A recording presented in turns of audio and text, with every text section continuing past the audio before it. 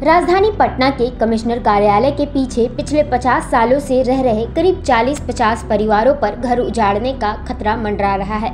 जिला प्रशासन इन घरों को हटाने की कार्रवाई में जुटा है, लेकिन यहाँ रहने वाले गरीब परिवारों और उनके छोटे छोटे बच्चों ने मुख्यमंत्री नीतीश कुमार से मदद की गुहार लगाई है।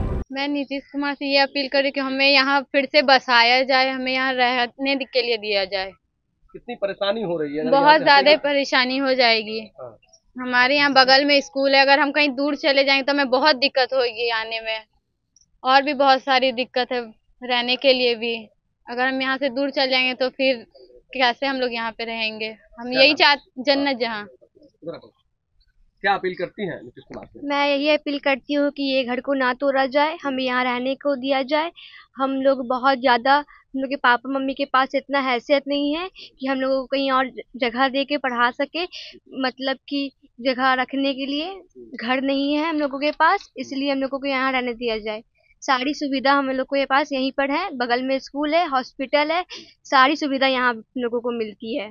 दरअसल 2016 में भी इन्हें हटाने का आदेश मिला था, लेकिन तब जनता दरबार में मुख्यमंत्री नीतीश कुमार से गुहार लगाने के बाद कार्रवाई रोक दी गई थी। अब एक बार फिर बच्चे और महिलाएं हाथ जोड़कर अपील कर रहे हैं कि हमारे घर मत उजाड़िए, हमारी पढ़ाई मत छीनिए। जी, नीतीश कुमार हमारे मसीहा हैं सर। हम लोग यहाँ, हमारे पूर्वज यहाँ 72 से रह गए, 1972 से रहे हुए और रहते चले आए। 2006 में जब मतलब कि तोड़ दिया गया था, तो नीतीश कुमार के पास हम लोग जब वहाँ पर गए तो वो हमारे लिए एक मसीहा बन के आए और उनके द्वारा ही हम लोगों को दोबारा बसाया गया सर। 9 जुलाई की 9 तारीख थी सर, हम लोग को तोड़ के पूरा पस्त कर दिया गया था। छोटे छोटे बच्चे थे, सब पानी उसी पड़ा रहा था, पूरा बच्चे मतलब कि बेतहाशा हो गए थे सर। अब पानी से पूरा सारा सामान बच्चे राय बनवा हो रहे थे। जब हम लोग नीतीश कुमार के पास गए, मसीहा बन के, वो हमारे समझिए खुदा की तरफ से फरिश्ता बन के वो हमारे लिए आए थे।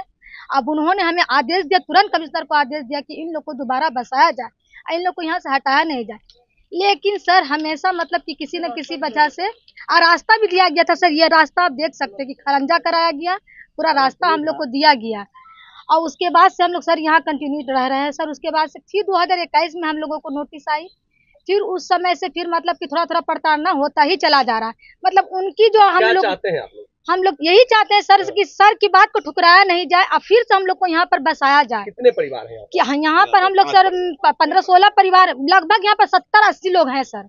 इन परिवारों का कहना है कि अगर यहाँ से हटाया गया तो बच्चों की पढ़ाई छूट जाएगी और उनका भविष्य अंधकार में चला जाएगा। अब सबकी नजरें इस बात पर टिकी है कि क्या इनकी पुकार मुख्यमंत्री तक पहुँचेगी और क्या इनका आशियाना बच पाएगा। न्यूज़ अलर्ट इंडिया के लिए पटना से अमित वर्मा की रिपोर्ट।